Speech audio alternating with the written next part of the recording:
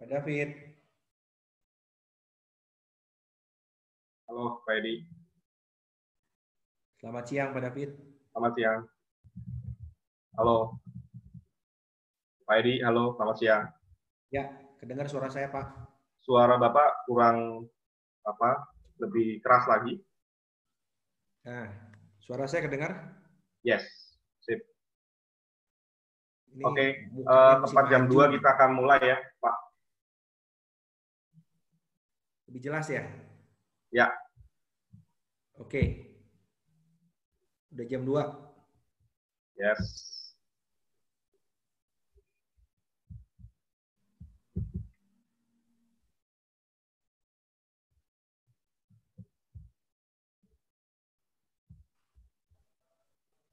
Udah banyak yang gabung, Pak? Yes. Sudah.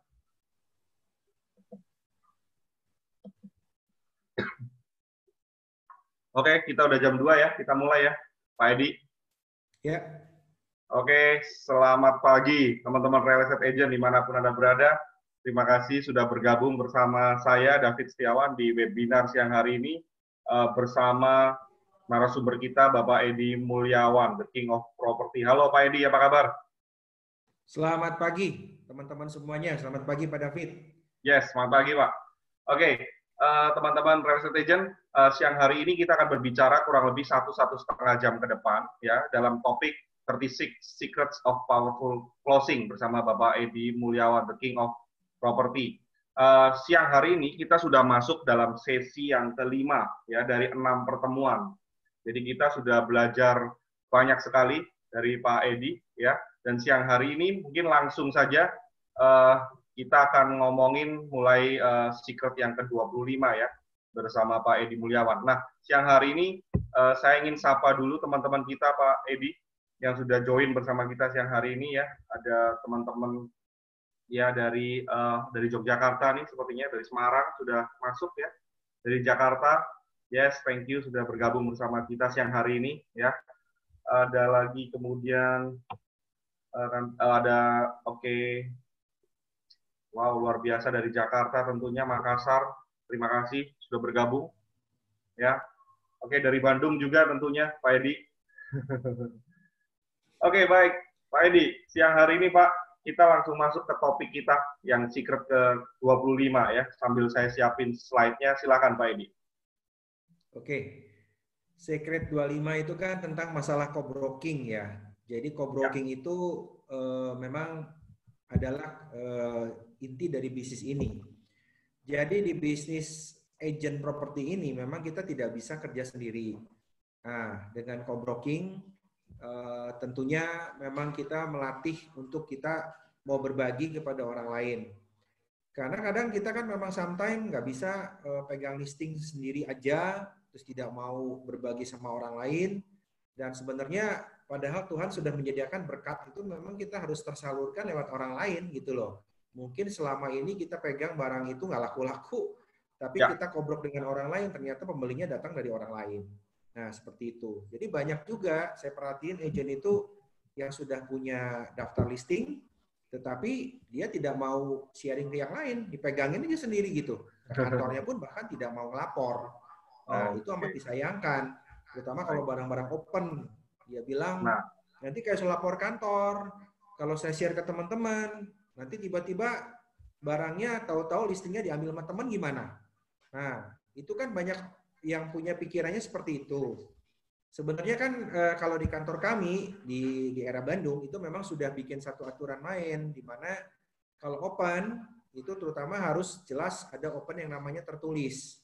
Jadi kalau tertulis itu biasanya siapa yang masukin duluan ke kantor itu yang memang pegang listingnya. Tapi Berapa kalau lama, open Pak? yang memang tidak ada tulisan apa-apa, tidak ada statement komisi atau statement apapun, ya itu dianggapnya kalau di kita istilahnya itu open bodong ya. Siapa aja boleh pegang gitu loh. Oke, Seperti itu. Pak Edi. Mohon maaf, itu kalau open listing yang tadi pakai ada perjanjiannya itu berlaku berapa lama, Pak? Biasanya sih average itu 1 tahun. Nah, tapi intinya begini, kalau selama orang lain belum ada yang pegang, ya memang itu masih punyanya dia. Tapi kalau tiba-tiba ada orang lain lagi yang pegang, itu biasanya harus ada statement juga dari pemilik bahwa menyatakan memang pemilik ini mau mengganti marketing dari saya misalnya ke orang lain. Nah, itu biasanya saya suka minta juga. Misalnya Pak, udah berapa lama sama agen A? Ya, udah di situ dia bilang ya udah setahun. Tapi agen A ini nggak pernah ngapa-ngapain dan kebanyakan selama ini juga properti saya nggak pernah ada laporan apa-apa tuh. Nah, ya udahlah sama kamu aja dipegang. Tapi biar sama-sama enak, saya bilang tolong deh bikin statement komitmen yang mengatakan bahwa memang ibu pengen sama saya gitu loh. Jadi agen A-nya tuh udah dianggap udah nggak lagi. Nah, itu memang supaya jadi dasar kalaupun saya bawa ke kantor itu memang jelas bahwa saya bukannya robot, memang pemiliknya yang mau gitu loh. Kan kasihan juga kalau pemilik ternyata berharap-harap tapi agen yang bersangkutan nggak pernah mengerjakan dengan baik, setahun itu mungkin udah nggak pernah diapa-apain, dia berharap sekarang pengen terjual, ya mau nggak mau kan dia mungkin mesti ganti dengan suasana baru.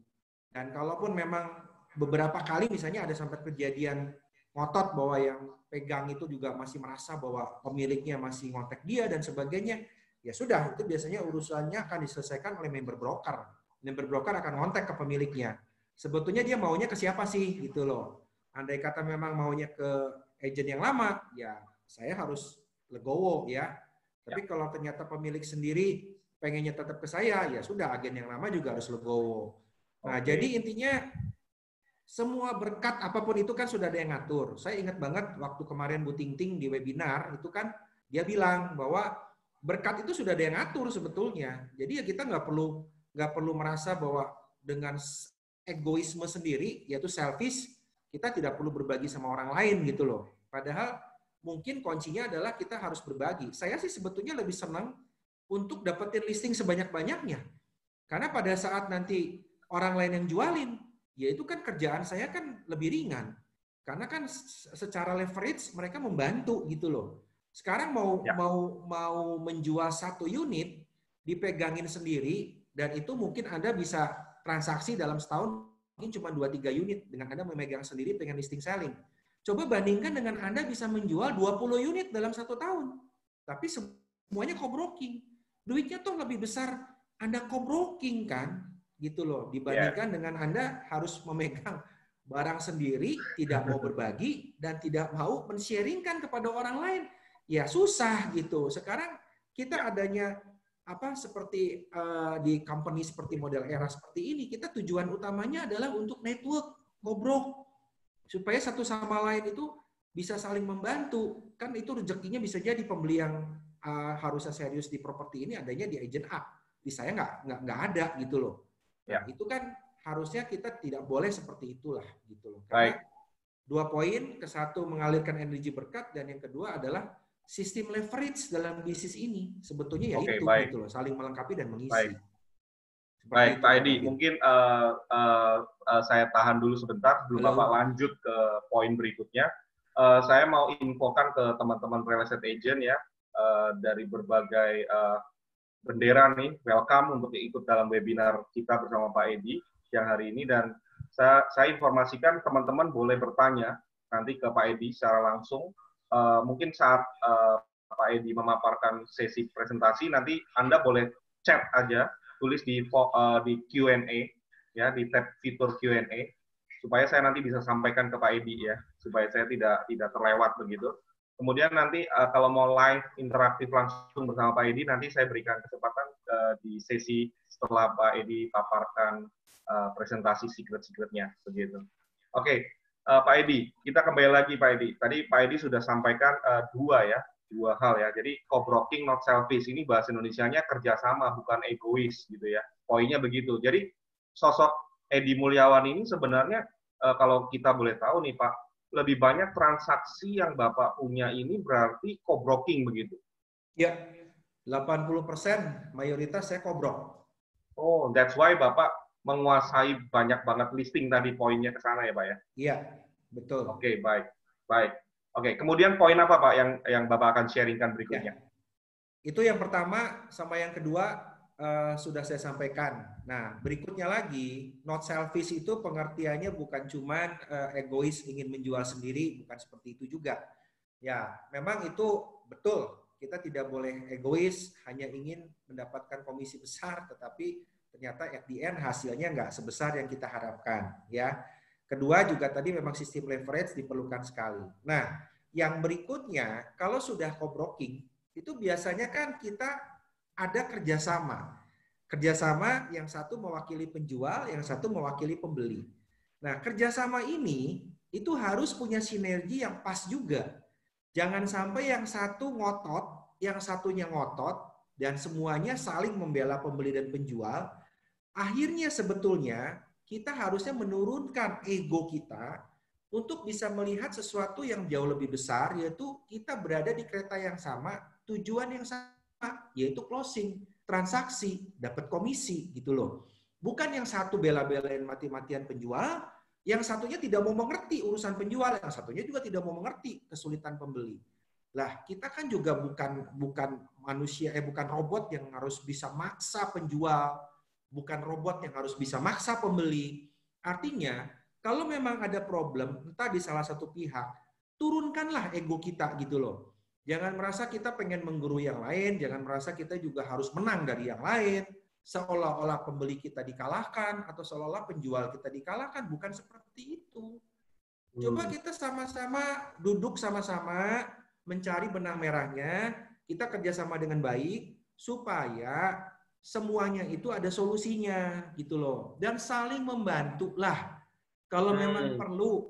Ya, misalnya contoh, saya ini kan tipe orang yang memang kalau ketemu orang tuh bawanya semangat gitu ya.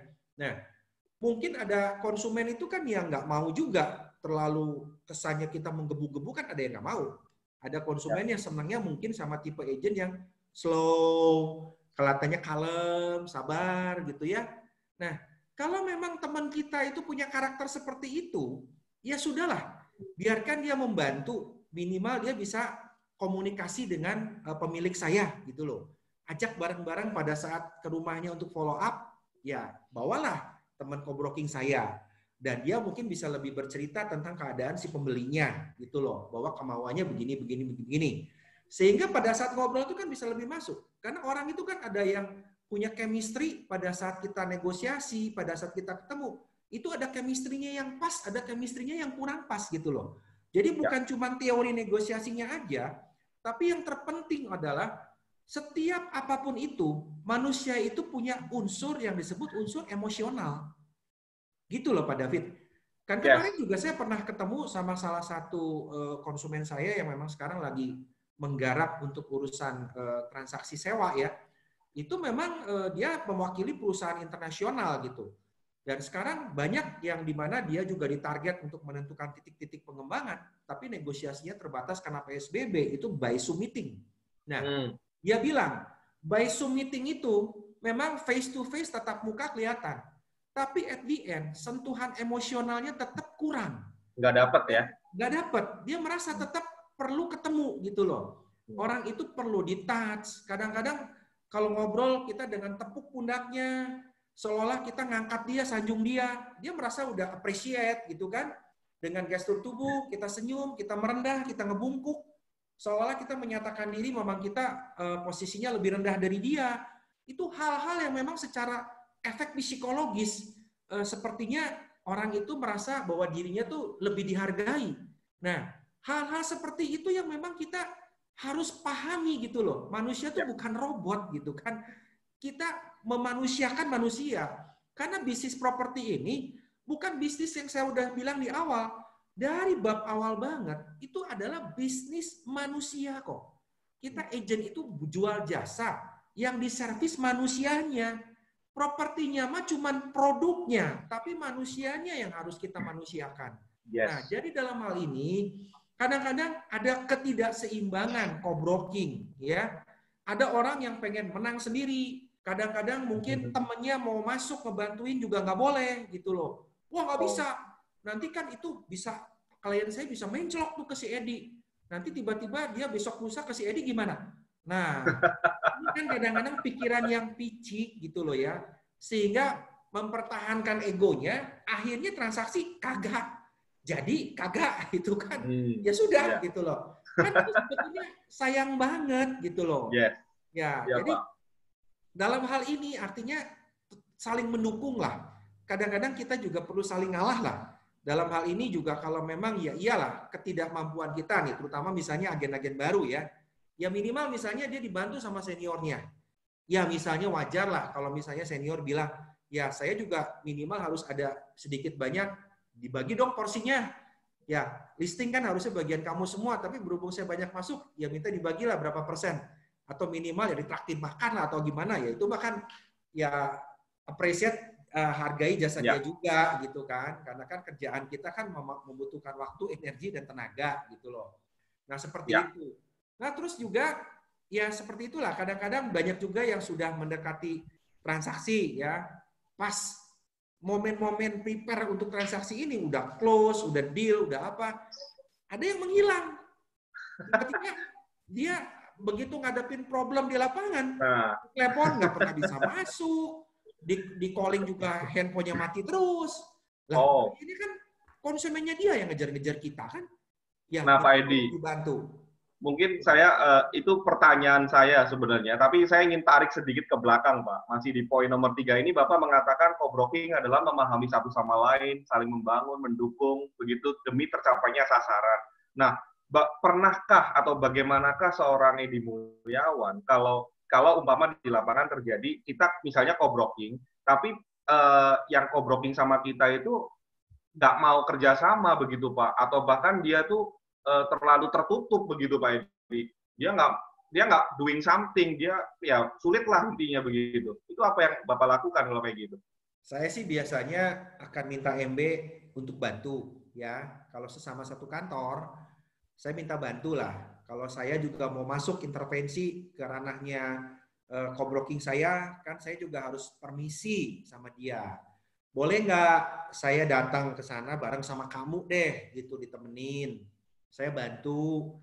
Nah, kalau masih nggak mau, ya saya kan harus ngomong dong ke MB saya. Ini di depan mata udah jelas ada pembeli serius. Udah jelas di depan mata ini sebetulnya hal yang harusnya bisa dipecahkan bareng-bareng. Tetapi karena masalah selfishnya dari si agen itu, ya ujung-ujungnya kan jadi mentok gitu loh. Nggak ada solusinya. Ya kita kan sekarang ujung-ujungnya apa sih? Emang kamu nggak mau duit gitu? Kamu juga nggak mau closing gitu? Nih, MB juga sama loh. Ini MB juga terima setengahnya saya bilang. Ya, berarti kan MB juga tolonglah ini solving problemnya gimana gitu loh. Kalau dia nggak percaya sama saya, ya sok atuh minta MB-nya ikut bantu. Mungkin lebih percaya kalau MB-nya ikut bareng sama dia ngadep ke pemilik atau pembelinya, ya silahkan gitu loh. Jadi artinya itu kalau satu kantor. Kalau misalnya beda kantor, ya salah satunya ya mungkin MB saya akan hubungi MB-nya dia. Gitu kan. Kan tujuannya sama, kita in the same boat gitu loh. Kita pengen berlayar menuju ke satu pulau tujuan. Ya jangan satu nakodanya ke sana, satu nakodanya ke sini. Kapalnya oleng masuk ke dasar lautan kayak Titanic dong, gitu kan. Nah, seperti itu. Jadi memang banyak juga itu karakter orang kan kadang-kadang unik lah ya. Termasuk agen juga karakternya unik gitu loh. Ada yang suka begitu, suka pikirannya negatif aja. Semua bawaannya dilihatnya negatif gitu. Ya gimana ya, semua sebetulnya memang agen ini harus di training khusus, dirubah mindsetnya untuk menjadi yang positif. Makanya dengan webinar-webinar begini kan sebetulnya ini sesuatu yang untuk membuat agen itu lebih positif thinking lah. Sebenarnya itu. Nah itu kurang lebih seperti itu Pak. Terutama kerjaan-kerjaan yang memang at the end ya harusnya semua agen tuh bisa introspeksi diri lah, termasuk saya juga. Kalau misalnya contoh habis transaksi terus tiba-tiba kok kenapa gitu, klien saya kok kayaknya lebih mau nitip barang, mau nyari barang kok bukan ke saya lagi, kok ke teman saya yang lain yang waktu itu co-broking. Saya tidak menyalahkan orang lain. Kalau ada sesuatu hal yang terjadi pada diri Anda, salahkan diri Anda sendiri dulu. Kenapa Anda bisa seperti itu? Apa salah saya? Berarti kan saya ada yang kurang dong. Kok bisa pindah ke lain hati? Ya, iya kan? Betul. Nah, sama dong. Misalnya ada pacarnya nyeleweng ke yang lain, berarti ada yang salah di diri saya juga dong. Ya, jangan nyalahin nyelewengnya dulu dong. Betul nggak? Tapi kan seringkali kita lebih mudah blaming kan Pak, yang salah dia. Iya. Gitu, yang salah dia. Gitu. Itu kan lebih senangnya kan nunjuk gitu ya, nunjuk ke orang. Gitu. Sedangkan kalau kita nunjuk begini nih, tuh nunjuk ya, tuh nunjuk kan nih tangannya tuh. Yang satu nunjuk ke orang, ini yang 1, 2, 3 itu nunjuknya ke diri sendiri loh. Benar ya? Artinya diri sendiri itu harusnya introspeksi dulu sebelum nunjuk ke orang lain gitu loh. Salahnya di mana? Nah itu, jadi sebetulnya kan saya akan berpikir balik. Oh iya mungkin saya kurang bisa ngeladenin dia, mungkin saya kurang sabaran, saya mungkin waktu itu pernah bikin omongan yang tersinggung sama dia kali, gitu kan? Sehingga saya harus improve, perbaiki untuk kedepannya saya nggak boleh gitu lagi. Karena kan banyak nih agent-agent yang kobrok. Terus pada saat ngadepin posisi yang sulit, yang satunya kabur, nggak tahu kemana, menghilang, gitu kan? Akhirnya komunikasi si agent yang masih eksis ini adalah dengan kliennya dia. Ya otomatis lah, karena komunikasinya sama dia melulu, dan lagi pula juga solving problemnya banyakkan sama misalnya sama saya, ya dia ujung-ujungkan nanti ke depannya akan yang diingat oleh dia, yang di-reminding oleh dia adalah saya, gitu, bukan agent itu. Yang sering berkomunikasi sekali, ya. tapi kedepannya mungkin nggak dapat repeat order, kan seperti itu. Yes, oke, bagus sekali Pak Edi poin-poin yang disampaikan. Mungkin sebelum next poinnya Pak Edi, saya ingin sedikit review begitu ya untuk teman-teman real estate agent. Tadi yang sudah disampaikan oleh Pak Edi Mulyawan, yang pertama tadi co-broking yang efektif mengalirkan energi berkat ke orang lain. Ini yang tadi Pak Edi sampaikan adalah misalnya bisa saja jodohnya itu ternyata di orang yang sedang akan kobrok dengan kita. Gitu. Jadi sama kita belum close-close, ternyata kalau kita tutup diri, nah ini nggak closing jadi lama, tapi karena ada kita welcome to kobrok, energi dari dia yang positif, bisa nular, dan akhirnya bisa ketemu gitu. Itu yang pertama. Kemudian yang kedua, cobroking merupakan sistem leverage gitu. Jadi leverage di sini yang tadi Pak Edi sampaikan adalah seperti daya ungkit gitu. Jadi kita lebih gampang untuk naik gitu, seperti itu. Ya, untuk melengkapi dan mengisi gitu. Ya, contohnya misalnya saya dengan Pak Edi gitu, saya orang baru, saya nggak bisa cover gitu. Nah Pak Edi bisa tutupin saya punya kekurangan begitu. Jadi saling melengkapi begitu. Kemudian yang ketiga, co-broking memahami satu sama lain, membangun dan mendukung ya. Tadi yang Pak Edi ceritakan. Jadi lebih mengarah kepada ya kita satu visi, tercapainya tujuan, dan kita bareng-bareng, poinnya begitu ya. Kalau ada kendala pun tadi Pak Edi sudah sampaikan cara solvingnya.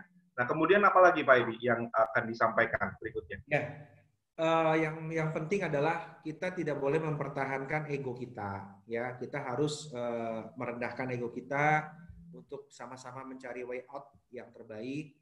Walaupun mungkin yang belinya itu mertuanya sekalipun gitu ya. Artinya kadang kalau udah berbau emosi itu, terutama yang belinya itu pendekat saya, yang belinya tuh sohib saya dari zaman SMA. Nah terus dibelain mati-matian, ya nggak bisa begitu juga. Kan kita harus memposisikan diri pada posisi yang netral. Profesional ya Pak. Itu harus netral gitu kan. Tidak bela sana, tidak bela sini. Ya kalau memang yang benernya X, ya kita ceritakan yang X itu sama si pembeli. Walaupun pembeli mungkin pengennya kan XYZ gitu ya, tapi kan terlalu berlebihan lah. Jadi kita kan harus memposisikan dengan baik, dan kerja itu harus profesional. Nah, jadi co-broking tidak mempertahankan ego dan arogansi diri. Saya ada satu quotes di Secret 25 ini yang mungkin teman-teman bisa apa? Saya akan tampilkan. Ya, nah ini kebetulan ada foto bareng sama Pak Darmadi itu, sama MB saya Pak Asep. Nah, itu loh. Co-broking not selfish. Kalahkan dirimu, maka engkau akan menang atas orang lain. Jadi yang pengen Anda itu dibilang menjadi seorang winner, Anda itu bukan ngotot-ngototan terus Anda menang, tapi justru ego Anda yang harus dikecilkan, maka engkau akan mengalahkan orang lain. Seperti itu. Luar biasa Pak Edi quotes-nya. Mantap. Baik, teman-teman real estate agent, sudah satu secret dipaparkan oleh Pak Edi Mulyawan, dan luar biasa, hampir setengah jam Pak Edi untuk satu secret saja gitu ya. Kita masih punya 4 secret lagi dan sangat menarik. Saya remind lagi kepada teman-teman, bagi teman-teman yang ingin bertanya dengan Pak Edi, boleh langsung chat langsung di Q&A atau interaktif nanti ya. Pastikan Anda siapkan pertanyaan-pertanyaan, mungkin itu pengalaman-pengalaman Anda atau kendala-kendala yang dialami di lapangan, Anda langsung tanya sama dokternya aja di sini begitu. Ya, selamat bergabung bagi teman-teman yang baru bergabung bersama kita dalam webinar siang hari ini bersama Pak Edi Mulyawan ya. Oke, kita lanjut Pak Edi menuju ke secret yang ke-26 nih. Pak Edi, silakan. Ya. Yeah. Togetherness means sharing. Artinya untuk mendapatkan lebih, kita harus memberikan lebih terlebih dahulu. Ini sebetulnya masih ada keterkaitan. Logikanya bagaimana tuh, Pak? Nah, jadi gini loh.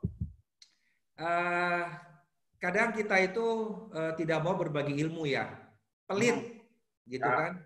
Takut, Pak, Banyak yang takut. bilang, kalau saya berbagi ilmu, nanti orang lain jadi pintar gimana? Iya. Itu sebetulnya pemikiran yang sangat picik ya. Lah sekarang saya juga disuruh bawain 6 sesi gitu loh. Ini waktu saya juga dalam seminggu sekali nih 2 jam ini prepare ini juga semalam sebelumnya juga saya ada role play dulu sama Pak David ya malam-malam jam 10.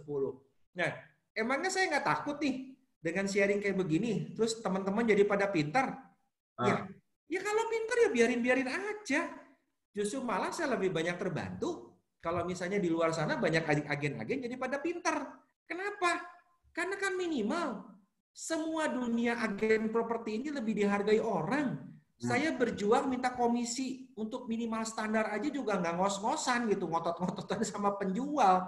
Karena semua juga sudah sadar diri bahwa agen itu membantu banget kepada si penjual. Sehingga derajat agen itu lebih di-appreciate daripada sekedar kayak sekarang dianggap, ya kamu mah kerjanya apa sih? Cuma ngenalin doang pembeli penjual. Ya suruh baca tuh buku saya gitu loh. Nah, artinya pada saat kita berbagi sama orang lain, itu bukan berarti kita jadi bodoh. Kita tuh menjadi tambah pinter.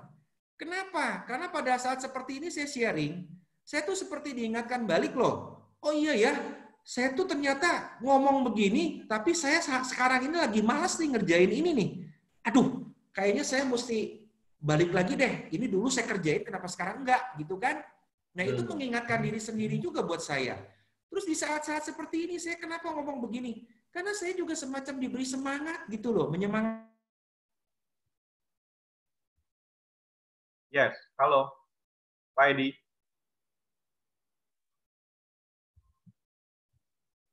Tampaknya terjadi gangguan teknis, teman-teman real estate agent dari Pak Edi.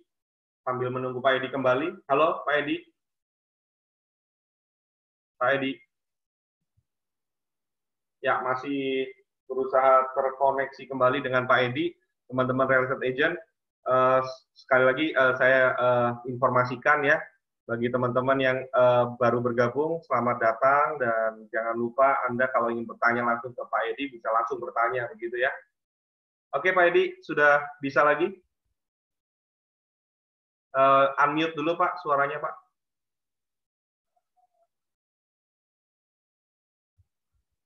Unmute. Ya, kedengar, Pak? Yes, oke. Ya, silakan Pak Edi. Lanjut, Pak. Ya, tadi sampai mana ya? Saya lupa. Oh, itu. Ulang lagi. Oke. Menyemangati diri sendiri. Ya. Ya. Jadi intinya beginilah. Apapun yang kita bagikan kepada orang lain, itu sebetulnya feedback-nya buat diri sendiri itu sangat berguna sekali.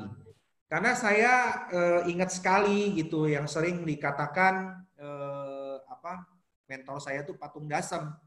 Sebetulnya pengulangan itu adalah pembelajaran yang paling berharga bagi seorang manusia. Kalau saya men-sharingkan apa yang saya dapat selama ini, itu kan mengulang artinya. Saya malah bukan cuma sekedar mengulang mencerita begini sebelum saya Zoom meeting dari kemarin itu, saya udah baca-baca lagi. Even itu saya yang nulis loh, tapi saya tetap baca lagi loh buku saya sendiri. Yeah. Nah, saya nggak tahu teman-teman yang tidak menulis pun kira-kira buku saya dibaca nggak gitu loh. Nah, saya aja yang nulis masih baca berulang-ulang gitu ya. Nah, artinya kita jangan pelit untuk berbagi. Even kita tidak bisa membagikan, anggaplah Anda teman-teman marketing baru ya, minimal lah Anda ketemu kejadian di lapangan pada saat melisting, pada saat Anda ketemu buyer, itu kalau kita ada di satu wadah seperti company begini, itu adalah kita tempatnya untuk saling berbagi, untuk sharing, untuk menjalin network, dan menceritakan apa yang mungkin Anda dapat, pengalaman apa yang positif yang bisa Anda ambil. Karena kebersamaan di dalam satu tim itu penting. Karena kebenaran saya itu kan memang di kantor ini saya punya mentor, yaitu Pak Asep, MB saya. Tapi saya juga di bawah, saya juga sebagai mentor. Karena kan saya juga punya tim di bawah saya yang harus saya bina, dan juga memang member-member di tim saya itu kurang lebih adalah sekitar 10-11 orang gitu loh. Dan memang itu juga saya memberikan coaching kan kepada mereka. Seperti itu. Nah, jadi kuncinya di sini kita memiliki tim kerja. Diharapkan tim kerja itu tidak sebatas untuk kita sharing saja, tapi saling bekerja sama. Bisa one day loh, kita punya listing ya 5. Terus tiba-tiba ini potong lagi. Nah, terus tiba-tiba pada waktu yang bersamaan kita nggak bisa nganter tuh 5-5-nya ada yang mau lihat, ya jam 11, listing A jam 11, listing B jam 11, listing C jam 11, listing E jam 11. Bagaimana kira-kira? Nah, apakah kita mau cancel yang 4-nya? Kan sayang. Mungkin di 4-4-nya itu siapa tuh bisa closing 5-5-nya atau minimal 2 atau 3 dari 5 itu closing. Jadi kita harus apa? Butuh tim dong. Teman sekantor mungkin yang bisa diajak untuk nganter gitu loh. Balik lagi tadi, ujungnya gimana? Ya Anda harus ridho dong, referral buyer ke teman kamu. Jangan Anda egois juga. Kan konyol kan kalau balik lagi kaitan ini sharing dengan co-broking not service. Kan ada orang yang biar cancel aja.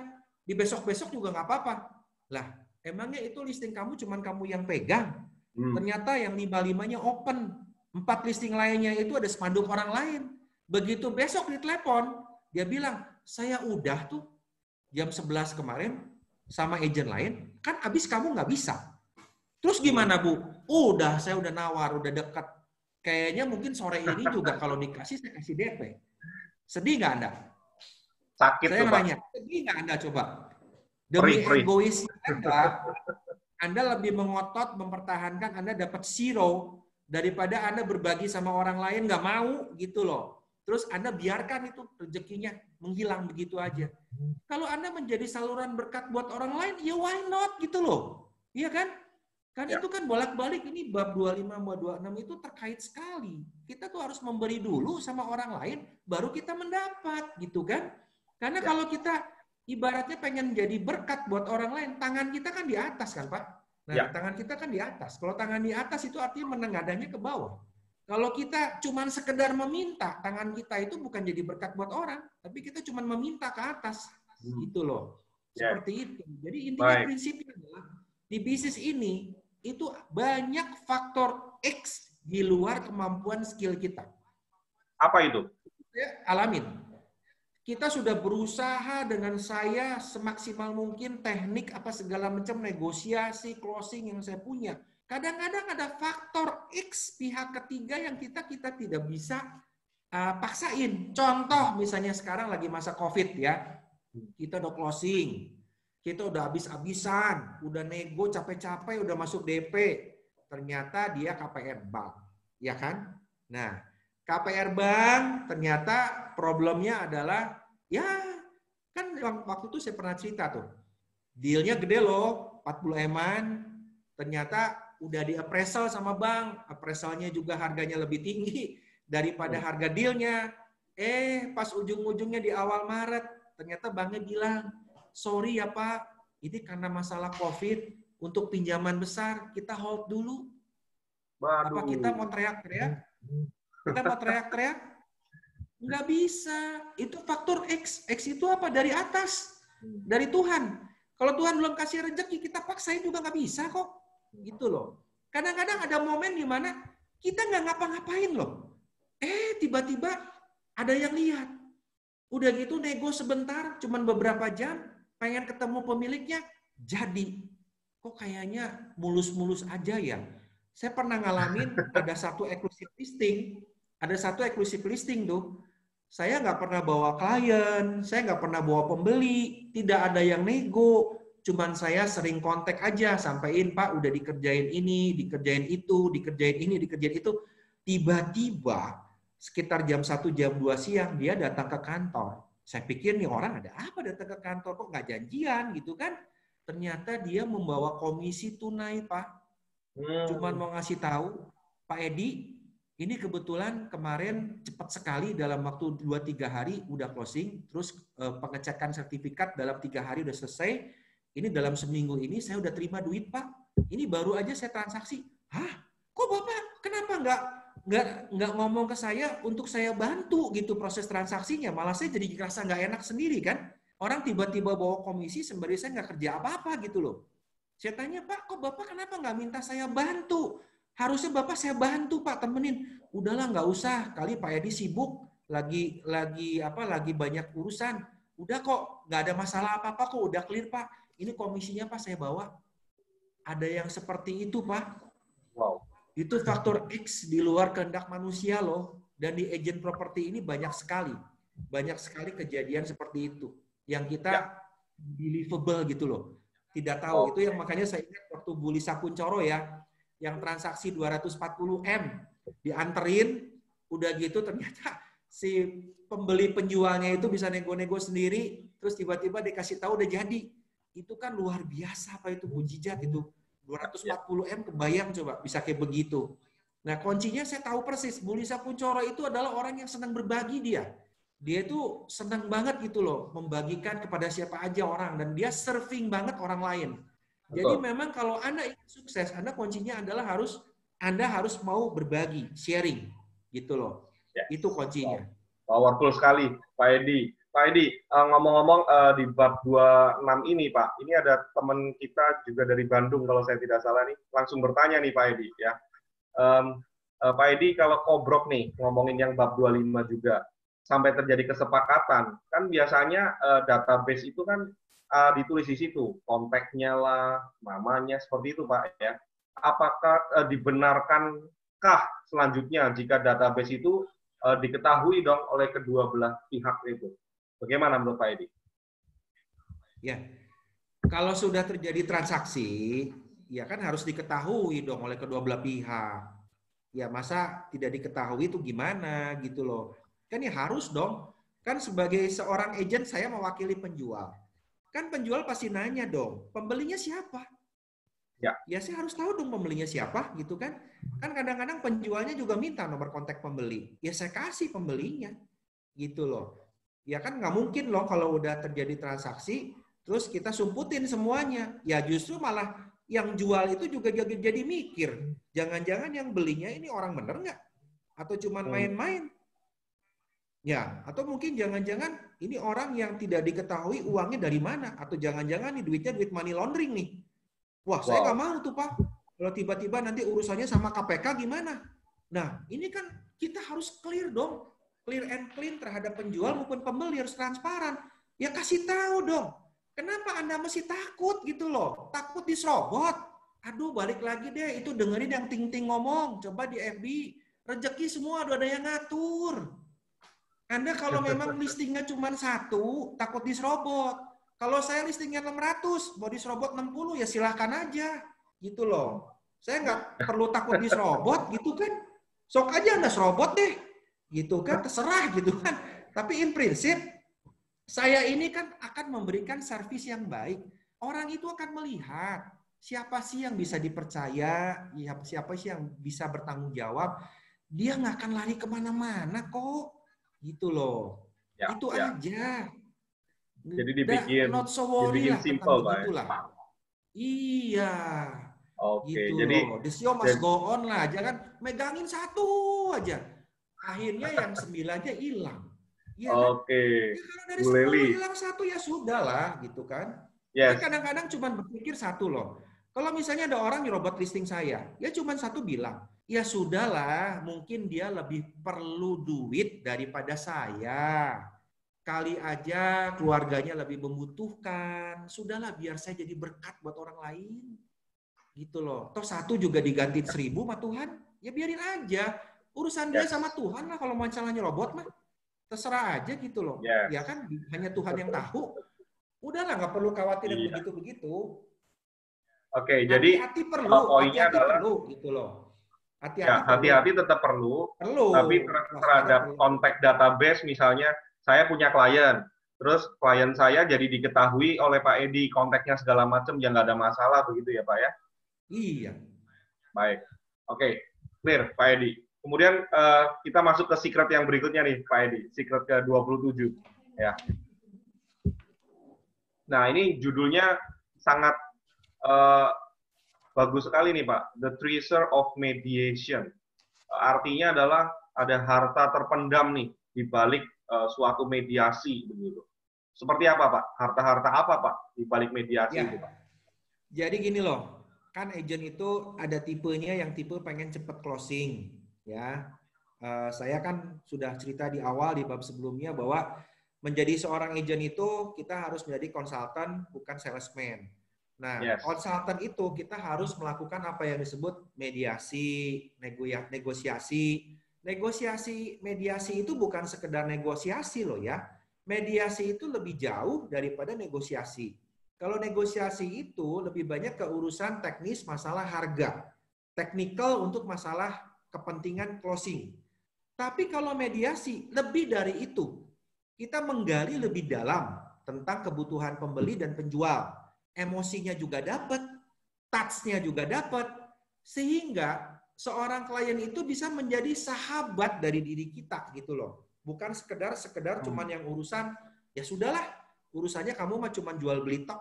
Kamu mah udah aja kalau sekedar jual beli ya sama kamu, tapi di luar itu ya tidak. Bukan seperti itu. Justru yang mediasi ini membuat seorang sahabat itu yang akan menjadi klien seumur hidup. Ya, Anda harus bisa memenangkan hati klien.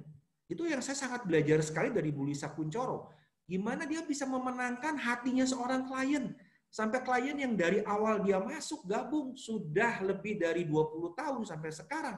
15 kali transaksi terus-terusan transaksi sama dia melulu. Bisa nggak seperti itu gitu loh. Nah, artinya memanusiakan manusia yang penting itu. Jadi mediasi itu adalah pendekatan pribadi. Style, gaya bicara, kemampuan memberi kata-kata yang menyejukkan, terutama untuk solving problem masalahnya dia, melakukan kontrol update informasi seperti itu. Lalu yang kedua, keuntungan dari kita melakukan mediasi, kita menjadi lebih tahu secara detail apa yang menjadi problemnya dari pihak si pemilik ataupun pembeli. Sehingga kita bisa antisipasi di awal kalau kita pada saat momen-momen menuju transaksi ya. Terus kita belajar untuk ketemu dengan karakter banyak orang yang berbeda-beda. Karakter orang yang satu dengan yang lain yang nggak sama. Yang satu mungkin gayanya nadanya keras ngomongnya, yang satu mungkin gayanya klemar-klemer, mesti terus dipus kalau ngambil keputusan. Nah itu kan macam-macam. 1001 macam karakter orang. Terus kita ada kepedulian ekstra gitu kepada para pihak bahwa kita ini loh seorang problem solver yang bisa memecahkan semua persoalan dia yang terkait dengan properti. Dan kita memang harus berkorban waktu, kadang berkorban uang. Artinya berkorban uang apa? Kadang kita sowan ya datang. Seperti kemarin kita hari Minggu tuh ada datang satu negosiasi yang sedang saya jalankan. Kebetulan pas momen-momennya menjelang jam buka puasa gitu loh. Ya, saya ke sana berkorban lah, beli semacam kue puding atau apa gitu ya, bawa ke sana untuk keluarin uang padahal kan transaksinya belum gitu loh. Artinya kan itu kita memperlakukan klien itu bukan cuma melihat dari sudut uang semata, tapi kita memperlakukan klien itu sebagai sosok manusia gitu loh. Ini sahabat saya yang mesti saya servis, saya lakukan. Terlepas nanti jadi nggak jadi, nggak masalah kok. Ya kan, yang penting saya bawakan sesuatu buat dia buat buka puasa, ya sudah gitu loh. Nah, mediasi itu harus membedakan tadi itu yang saya bilang. Pelayanan seorang agent dengan seorang agent sebagai seorang konsultan dibandingkan dengan seorang agent yang cuman bicaranya cuman sales. Kalau sales itu kan tujuannya, kamu beli lewat saya kasih sesuatu sama kamu. Pak, saya kalau Bapak beli lewat saya kasih bonus ya Pak. Kalau Bapak nggak beli, wah jangan harap saya kasih bonus sama Bapak. Itu kan kesannya Anda mata duitan banget gitu ya. Nah, bukan seperti itu caranya mediasi. Itu loh yang saya maksud mediasi itu seperti itu Pak. Baik. Jadi ada harta di balik mediasi. Hartanya apa? Ini yang saya mau tekankan. Ya, hartanya. Kalau Anda ingin menjadi seorang agen yang long lasting, ya artinya bukan agen yang cuma setahun, 2 tahun, 3 tahun, 4 tahun, 5 tahun, terus tiba-tiba menghilang. Kalau Anda ingin berprofesi serius menjalankan seorang agen properti, Anda harus melakukan ini.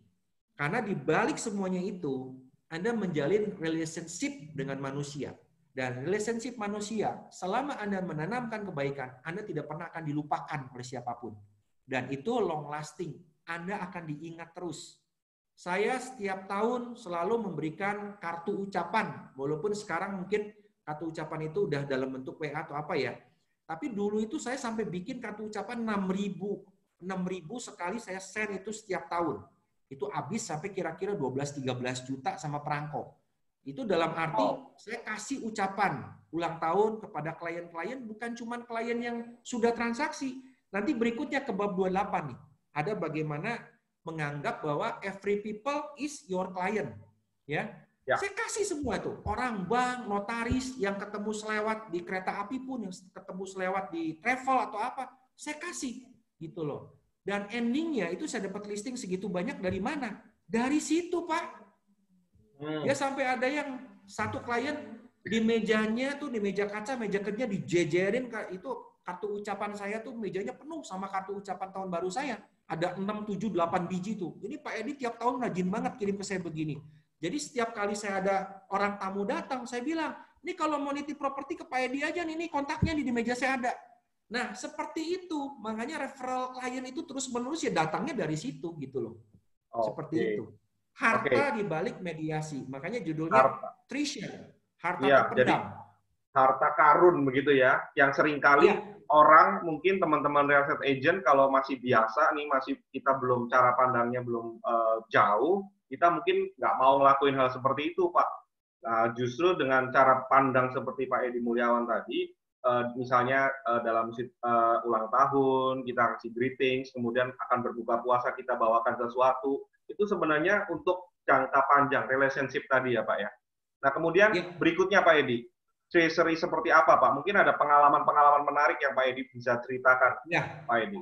Contohnya paling simpel lah, yang sekarang kejadian lagi PSBB ini ya, untuk menuju transaksi kan nggak gampang Pak. Ya. Terus kayak kemarin waktu kasus yang dengan bank dan sebagainya, karena saya punya hubungan yang cukup baik dengan tim analis dari salah satu bank itu, saya akhirnya kan bisa tembus sampai ke sana gitu loh. Saya sampai telepon, minta tolong, diperhatikan dan sebagainya. Itu adalah bentuk harta terpendam yang saya petik sekarang. Dulu-dulu memang saya komunikasi dengannya baik sekali. Ya, saya waktu itu kan memang bukan gimana ya, memang saya menjalin hubungan yang baik. Terus juga dengan notaris, sama. Notaris juga setiap kali ada Idul Fitri atau ulang tahun atau apa, saya juga suka bawain semacam parcel, bingkisan atau kue atau apalah yang begitu gitu ya. Nah, ucapan terima kasih, give thanks sama dia. Kalau sudah transaksinya lancar, itu kan membuat dia juga ada rasa sungkan ya Pak. Kalau kita minta tolong, padahal notaris lain boro-boro bisa ngecek BPN itu dipercepat. Ini gara-gara hubungan yang cukup baik, dia mau loh mendahulukan apa yang saya minta tolong. Lagi pula, di masa-masa seperti ini kantornya kan sebetulnya tutup kan Pak? Tapi dia mau mengerjakan di balik kantornya tutup. Itu adalah treasure loh. Harta yang saya sudah tanam dari beberapa tahun yang lalu. Relationship itu nggak mudah. Dan banyak juga itu notaris-notaris yang at the end juga mereferensikan lagi klien-kliennya untuk nitip jual atau mencari properti ke saya. Itu treasure itu nggak bisa dipetik detik itu juga. Tetapi ini adalah long relationship jangka panjang. Malah beberapa dari klien saya tuh ada loh yang ngajak, Pak Edi, saya ajak ya, kamu mau nggak join bisnis sama saya? Sebentar Pak, bisnis apa dulu Pak? Kalau bisnis jual beli properti bidang saya mau Pak. Oh enggak, bisnis lain. Saya angkat kamu ya.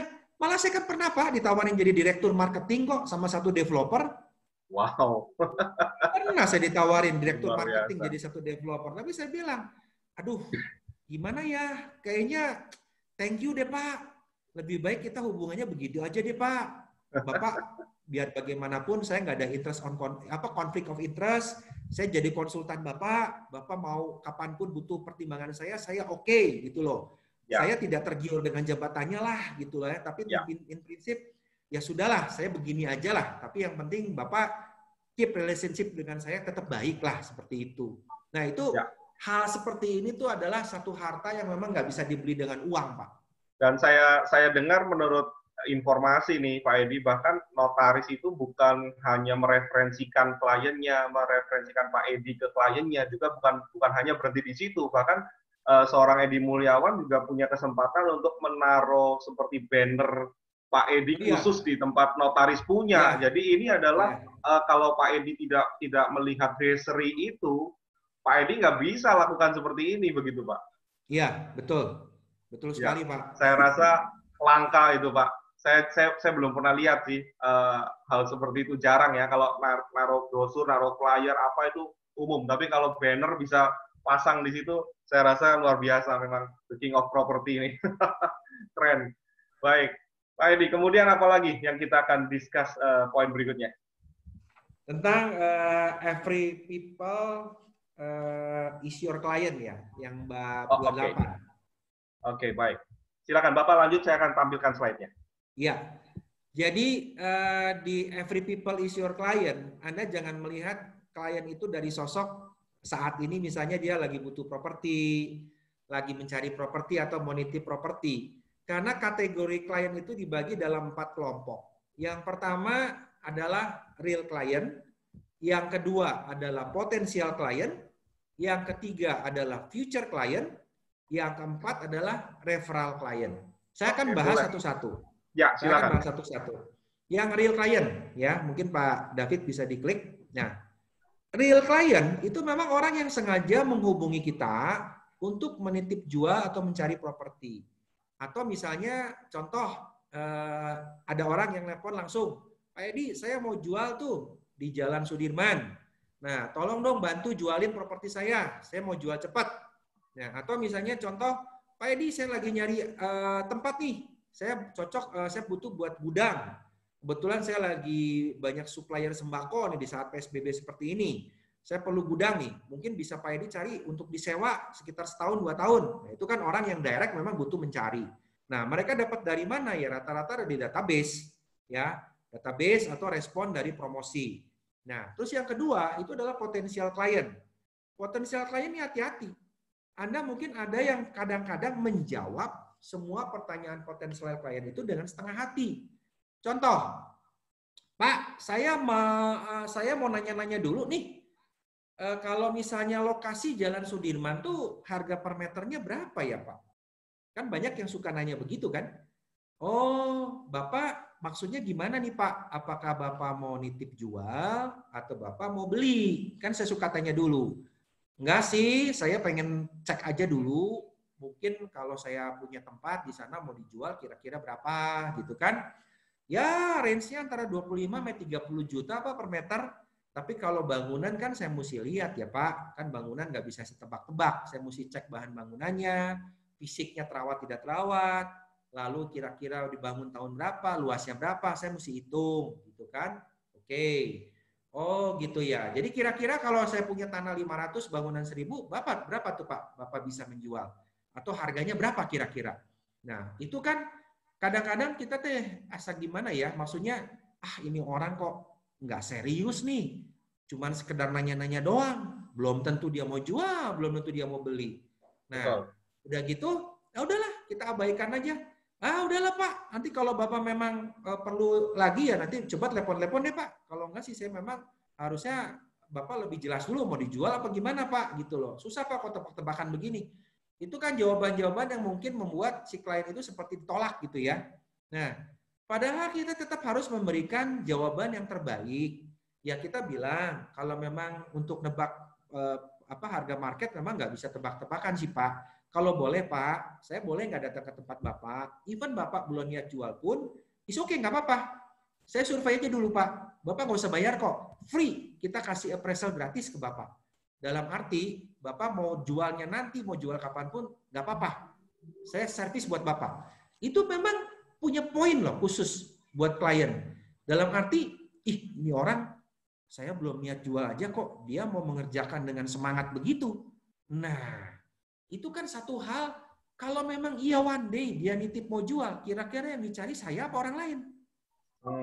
Kan itu poinnya. Jadi semuanya adalah bermula dari positive thinking gitu loh.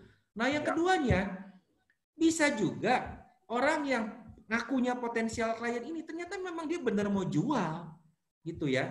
Dalam arti, bisa jadi dia ngetes doang. Dia lagi coba membandingkan ada 1, 2, 3, 4, 5 agent. Agent mana nih yang kira-kira yang serius yang bisa menjalankan properti saya gitu loh. Bisa jadi mungkin saya di-compare dengan agent A, agent B, agent C, agent D. Nah, mungkin dia akan gugurkan agent-agent yang memang kondisinya melayaninya nggak secara positif. Artinya dia bisa melayaninya setengah hati. Mungkin dia nggak akan pakai itu agent gitu loh.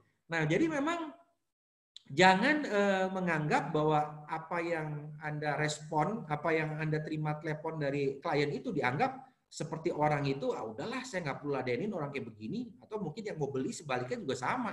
Ada yang nanya-nanya dulu, tapi nanyanya berulang-ulang gitu ya. Bukan cuma sekali 2 kali ya. Kalau udah berkali-kali mah harusnya kan Anda punya sinyal dong bahwa ini sebetulnya pembeli ini serius. Cuman mungkin perlu kita arahkan gitu bahwa sebetulnya yang dia cari itu yang seperti apa sih gitu kan. Itu yang harus digali sebetulnya. Lalu yang poin ketiga adalah future client. Nah, yang tadi saya bilang, hukum tabur tuai. Orang tidak serta-merta memiliki kebutuhan terkait dengan propertinya. Tetapi peluang di kemudian hari, baik untuk pribadinya maupun referensi pihak lain. Saya ingat persis itu, Ibu Lisa Kuncoro. Pertama kali dia melakukan branding. Dia nongkrong di Pondok Indah Mall. Terus setiap kali dia berdiri di depan satu counter, misalnya sepatu bermerek, baju bermerek. Terus pada saat dia ada ibu-ibu masuk ke dalam, nyoba-nyobain sepatu. Dia ikutan nyoba-nyobain sepatu. Terus ngajak ngobrol itu si ibu. Kenal juga enggak, gitu kan. At the end, Ibu Lisa memberikan kartu nama kepada kliennya. Bu, saya di Pondok Indah loh Bu. Kalau ibu butuh properti atau apa, ini kartu nama saya. Dan dia itu lakukan rutin setiap hari. Nah, itu adalah future client. Kita dimanapun, kapanpun ketemu orang, kita bisa bagi kartu nama kok. Kita kasih tahu kita dari property agent. Ya, jangan malu gitu loh. Kita dari angkatan kita SD, SMP, SMA, angkatan kita kuliah, teman gereja, teman juga mungkin di pengajian, teman di komunitas, apapun itu. Atau bahkan teman ketemu di angkot itu, atau teman ketemu misalnya di bus kota, atau di travel, di kereta, di pesawat. Itu bisa menjadi klien semuanya gitu loh. Nah, itu adalah future client. Jadi termasuk misalnya contoh, klien nggak jauh-jauh lah. Misalnya sekarang kita sering hubungan misalnya dengan orang bank, orang tata kota, ya kan? Mungkin dengan notaris, bahkan mungkin dengan RT RW. Karena kan banyak hal-hal yang dulu saya pernah bilang, kita perlu ngebantu kadang-kadang sampai minta ke RT RW untuk masalah izin pemekaran. Nah, itu RT RW juga bisa jadi. Mungkin dia juga berubah dari future menjadi potensial. Nah, itu juga bisa menjadi klien Anda gitu loh. Seperti itu. Ya. Lalu yang berikutnya, yang poin nomor 4 adalah referral client. Referral client itu artinya orang yang jelas-jelas memberikan referensi. Referensi itu dari siapa? Bisa dari 1, 2, 3. Bisa dari poin 1 real client, bisa dari potensial client, ataupun bisa juga dari future client. Yang kemarin mungkin baru kenalan di bus kota tuh. Tiba-tiba dia bisa kenalin pamannya atau bibinya yang lagi mau jual properti. Atau tantenya atau umnya. Ternyata dia bilang, itu kemarin saya ketemu di bis kota tuh, kayaknya orangnya tentang properti fasih banget, ahli. Nih kasih kartu nama nih, kartu namanya keren nih. Wah, dia properti konsultan gitu kan, experience sejak tahun berapa. Nah, dia kasih referral klien. Bisa gitu loh. Jadi jangan anggap semua orang itu dianggap, udahlah nggak perlu lah. Kayaknya orang ini cuma sekedar gini-gini doang. Nah, bukan seperti itu. Ya. Jadi anggap semua orang itu adalah klien Anda. Termasuk satpam sekalipun. Wow. Kenapa? Satpam itu kadang-kadang bisa nunjukin kita loh. Pak, rumah di sana Pak ada yang mau dijual. Nah, ya Pak, satpam ya mesti dikasih lah. Kan satpam udah ngasih petunjuk, masa kita lupain tuh satpam. Loh, kadang satpam juga ada Pak. Di Kota Bandung itu ada saya kenal satu satpam itu. Satu satpam di perumahan cukup elit, jadi agent loh itu. Barang-barangnya banyak. Dan kita pernah co-broking loh sekali sama satpam itu. Wow. Gitu loh. Baik, ada transaksi loh itu sekali sama satpam itu loh. Jual tanah dan nilainya cukup besar gitu, bukan nilai-nilai kecil. Wow, luar biasa. Iya. Seringkali kita nggak Ya, seringkali kita nggak care ya terhadap orang-orang yang tadi kita Pak Edi sebutin ya. Jadi mulai Ya, sekarang teman-teman real estate agent catat 4 hal tadi ya. Jadi customer itu semuanya ya every people ya our client, dan kita harus ngerti cara ngolahnya. Nah, Pak Edi, saya ingin jeda sebentar nih. Saya mau sapa teman-teman yang sudah bergabung bersama kita nih di sini, yang selalu bergabung bersama Pak Edi ya di webinar, semua webinar Pak Edi. Saya lihat di sini, saya catat ada Pak Gelora Soekarno nih, Pak Edi ya, waduh, ya luar sahabat biasa Pak Pak Edi ya, Gulpan. luar biasa. Semangatnya, Saya semangat salut, belajarnya selalu menggelora. luar biasa, menggelora Pak, ya Pak Gelora Soekarno ya. Kemudian di sini saya lihat juga sahabat saya dari Solo nih, teman-teman dari tim Era Irea Solo nih ya. Saya dapat informasi sudah tune in semua nih Pak Edi, selalu menyaksikan webinar Pak Edi ya, untuk tim dari Pak Susanto Lim ya. Thank you Pak Susanto, Ibu Lia Hai, Imelda, dan teman-teman di Solo. Solo ya. Luar biasa, thank you. Baik, Pak Edi, kita sekarang melangkah Apa ke kabar secret Solo? yang Salam berikutnya sehat. Pak. Halo Pak Edi. Halo Pak Edi, bisa dengar suara Ya, saya? Ya, ya, kita kedengar. masuk ke secret yang ke-29 Pak Edi. Nah, di secret 29 Oke, ini saya lihat ada Bapak mengatakan setiap transaksi merupakan sebuah perjalanan. Mungkin bisa diceritakan, Pak. oke. Jadi be alert in every step itu sebenarnya adalah the journey towards the commission. Wow. Istilahnya kan the journey towards the commission, ya toh. Nah, artinya seorang agen itu tidak bisa meloncat dari step 1 langsung ke step 8, step Oh, 9. nggak bisa ya, Pak? Tidak bisa. Nggak bisa. Saya pikir bisa, Pak. Nah, jadi ini kalau di kantor kami disebutnya itu adalah tangga komisi. Jadi setiap step-step itu Anda harus lalui bertahap gitu loh.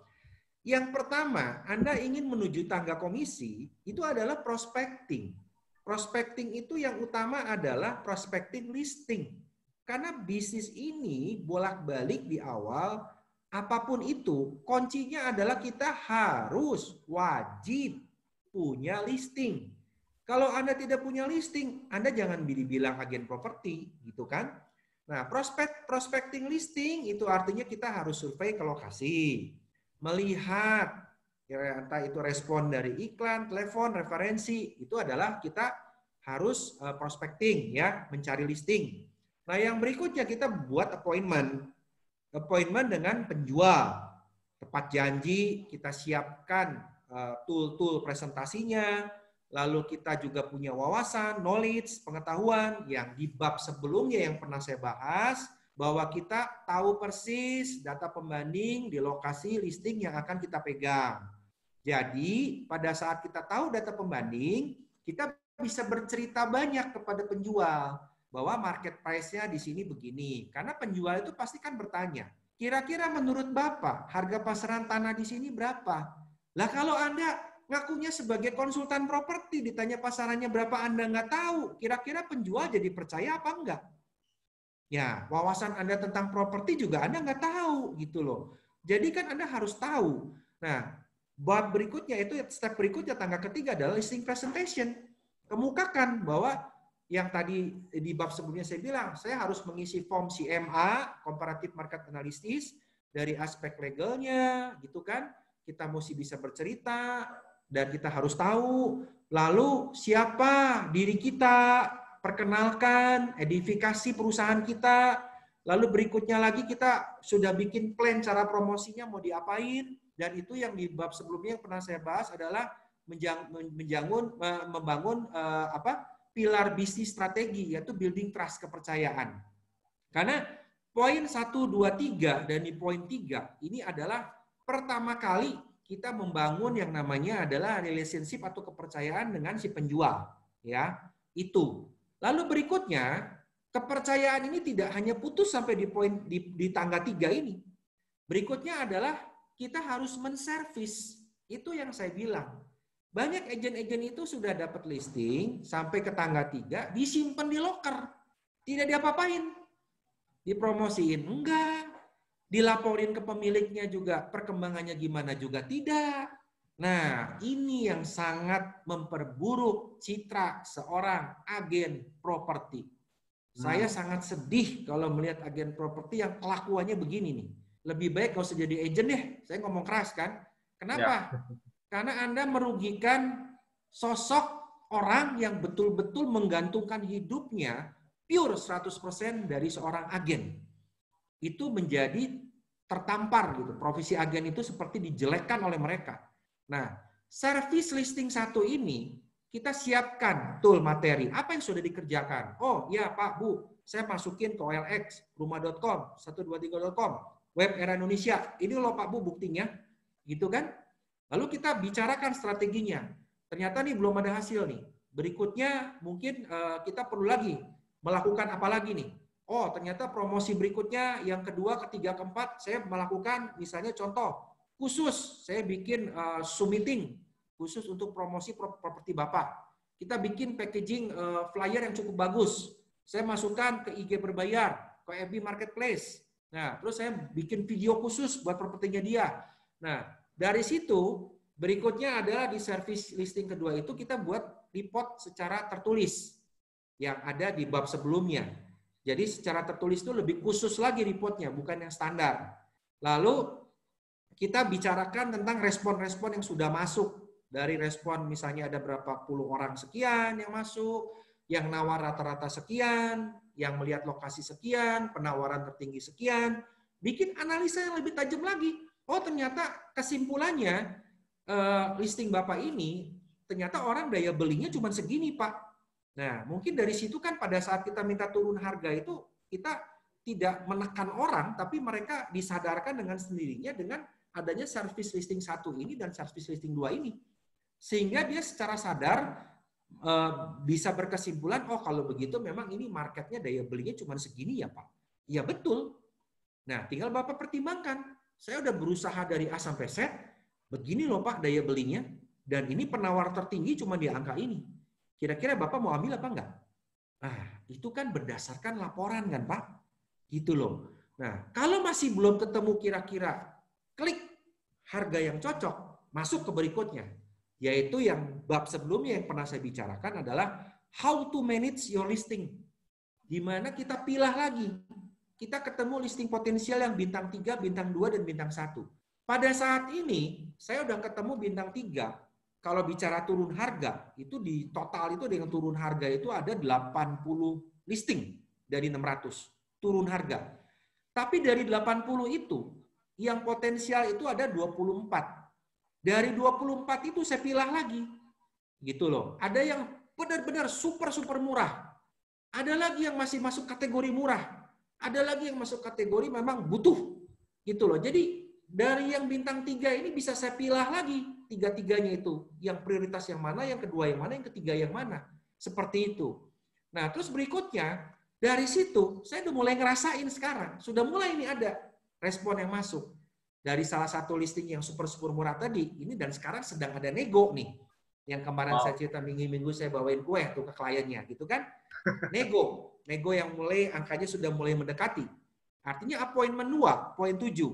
Pada saat PSBB seperti sekarang ini ada kok, masih ada yang mau lihat dan masih ada yang mau beli gitu loh. Artinya kan kita bikin appointment, kita harus prepare juga pada saat sebelum ketemu dengan pembeli, apa yang mesti prepare. Saya harus tahu loh.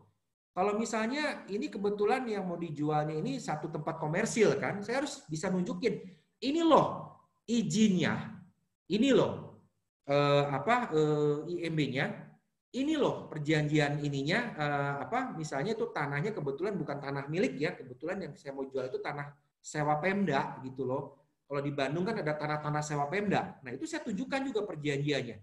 Ini loh occupancy rate-nya. Ini loh kurang lebih biaya karyawannya selama ini. Ini loh pengeluarannya. Nah, artinya pada saat kita ketemu, bukan sekedar ketemu, kita ada bahan yang bisa kita bicarakan dengan orang tersebut. Sehingga si pembeli ini ada ketertarikan gitu loh. Nah, semuanya didapat dari mana? Ya Anda perdalam listing Anda. Makanya yang saya bilang di bab sebelumnya, listing is my soul. Buku ini adalah serentet 136 bab ini nggak bisa dipilah-pilah gitu loh. Semuanya saling kait-mengkait. Nah, sekarang masuk ke tahap mana? Tahap tangga nomor 8. ada negosiasi. Negosiasi juga ada strateginya, gitu kan? Belajar lagi tuh dari teknik negosiasinya Pak Darmadi kan. Nah, bagaimana kita melakukan teknik negosiasi sehingga dari harga X turun jadi sekian, turun jadi sekian, turun jadi sekian. Pembeli dari penawaran awalnya A jadi A+1, A+2, A+3. Nah, itu kan harus dipikirin matang-matang. Perlu sharing. Kadang dengan teman co-broking ya kita harus saling bercerita, kita harus bertukar pikiran. Dengan MB, ya kita juga harus minta pendapat. Seperti tadi pagi, saya sebelum menyampaikan penurunan harga terbaru dari pemilik, saya kan nanya, Pak Asep ada saran nggak Pak? Saya mesti ngomong apa nih sama si pemilik? Kadang-kadang saya udah kepikiran 1, 2, 3 poin. Tapi mungkin Pak Asep cuma nambahin poin 3,5, nambahin 0,5 poin. Tapi hal seperti itu, ternyata itu 0,5 itu kunci untuk membuat pihak si pembeli itu mau menaikkan harga. Nah, itu memang kita harus saling togetherness, means sharing tadi, Pak. Bukan kita saling menutup diri gitu loh. Alah, udahlah. Nanti kan kalau gimana-gimana takut nih. Saya ngomong ke MB, ntar MB-nya ngadu-ngaduin sama marketing lain. Nanti pembeli saya diserobot gimana? Itu kan bolak-balik otaknya negatif. Balik lagi. Ya kan? Wah, tar dulu nih. Kebetulan saya juga ada pembeli nih. Padahal pembeli teman itu nawarnya lebih tinggi, tapi pembeli saya kan lebih rendah. Tapi kan saya pengen listing selling, Pak. Udah aja saya diem-diemin. Ada penurunan harga juga saya nggak usah sampaikan ke teman saya. Saya tunggu aja pembeli saya naik. Toh kalau naik kan duitnya saya listing selling sendiri. Akhirnya yang temennya juga nggak dapat, yang dianya juga nggak dapat. Dadah, gitu kan. Nah itu kan pemikiran yang picik sekali sebetulnya. Terus poin berikutnya adalah tangga berikut 9. Nah, ini ceritanya kalau sudah closing, sudah sepakat harga, kita harus aware. Kesepakatannya bukan cuma harga loh. Kira-kira cara bayarnya gimana? Sepakat enggak? Jangan-jangan pembeli butuhnya sekarang, dalam sebulan. Ternyata dia mau bayarnya di termin 6 kali, gitu kan? Lalu pengosongannya sepakat enggak? Jangan-jangan dia pengen pakai sekarang, taunya dia belum dapat rumah ganti, minta waktu kosongnya 6 bulan. Belum tentu itu cocok gitu kan. Terus sekarang kalau mau KPR, dia nggak mau beresiko, saya nggak mau ngasih DP, KPR-nya di ACC-nya dulu. Karena resikonya sekarang kalau KPR nggak di ACC kan bisa batal, kalau batal DP-nya angus saya nggak mau. Nah itu gimana kesepakatannya? Nah termasuk biaya-biayanya juga. Kalau ternyata si penjual ini perlu sertifikatnya diganti blanko, ada biaya. Ternyata mesti balik nama waris, harus ada biaya balik nama waris, harus juga ada PPh waris, gitu kan? Nah, belum lagi misalnya harus ada misalnya IMB-nya yang tidak sesuai. Gimana nih IMB-nya? Ternyata pembelinya pengen IMB-nya sesuai. Ternyata terlalu jauh bedanya. Luasnya 400, IMB-nya cuma 50 meter. Ekstrimnya kan begitu. IMB-nya udah IMB lama lagi. Nah, gimana dong? Nah, ini kan yang harus dibenahin semuanya gitu loh. PBB-nya udah 20 tahun nunggak, nggak dibayar-bayar. Gimana?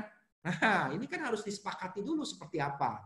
Jadi, preparation menuju transaksi ini banyak hal. Apalagi di masa COVID seperti sekarang ini kan, mungkin kita ada keterlambatan untuk checking sertifikat di BPN-nya, kita minta verifikasi ke dispendanya juga agak sulit.